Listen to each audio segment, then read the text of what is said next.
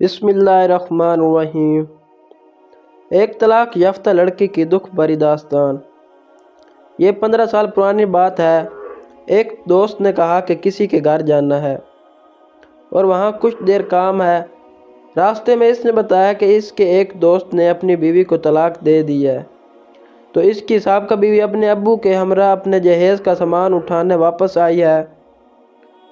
دوست نے مزید بتایا کہ وہ عورت اس کے دوست سے 1 سال بڑی تھی۔ پھر ہم دونوں اسی بات پر مذاق کرنے لگے۔ جب اس کے دوست کے گھر پہنچا تو کچھ دیر بعد وہ طلاق یافتہ لڑکی بھی اپنے والد کے ہمراہ وہاں سامان لینے پہنچ گئی تھی۔ وہ لڑکی لڑکے سے کافی زیادہ عمر کی لگ رہی تھی۔ جوانی گزر چکی تھی اس لڑکی کی۔ دوست نے کہا اچھا ہی ہوا ہے، اس کی عمر زیادہ ہے، گزارا ہو ہی نہیں سکتا تھا۔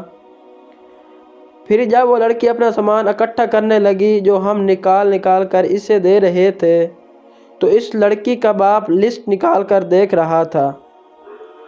میں نے سرگوشی میں اپنے دوست سے پوچھا کوئی بچہ وغیرہ بھی تھا ان کا؟ تو دوست نے کہا ایک بیٹا ہے، 2 سال عمر ہے اس کی۔ دوست نے نئی شادی کر لی ہے، تو بیٹا اب اس کی نئی بیوی کے پاس ہے۔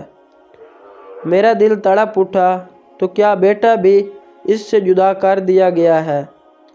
تو دوست نے جواب دیا کہ لڑکی کے والدین کے مالی حالات اب اچھے نہیں رہے، اس کی پرورش کرنا مشکل تھی، تو اس لیے اب بیٹا بھی لڑکے کے پاس رہے گا۔ سابقہ بیوی راضی ہے اس بات پر۔ تب میں نے لڑکی کی آنکھوں میں جھانک کر دیکھا، دکھ ہی دکھ تھا، جیسے زندگی پر افسوس ہو رہا ہو۔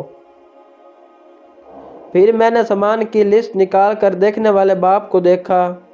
اس کی حالت ایسی تھی جیسے کہ بہت مشکل سے اپنے آنسو روک رکھے ہوں۔ لڑکی کے باپ کا ضبط کا بندھن اپنے گھر جا کر ضرور ٹوٹے گا، وہ اپنے گھر جا کر ضرور روئے گا، میں نے سوچا۔ اس لڑکے کی نئی بیوی نے جب دیکھا کہ اسے کوئی خطرہ نہیں، تو وہ بھی بیٹا اٹھا کر سامنے آ گئی۔ تو لڑکے کی سابقہ بیوی نے آنکھ اٹھا کر بہت حسرت سے اپنے بیٹے کو دیکھا، اور پھر نہ جانے کیوں ضبط کر گئی۔ وہ میری زندگی کا پہلا دن تھا جب مجھے بہت شدت سے احساس ہوا ایک بیٹی کا دکھ کیا ہوتا ہے۔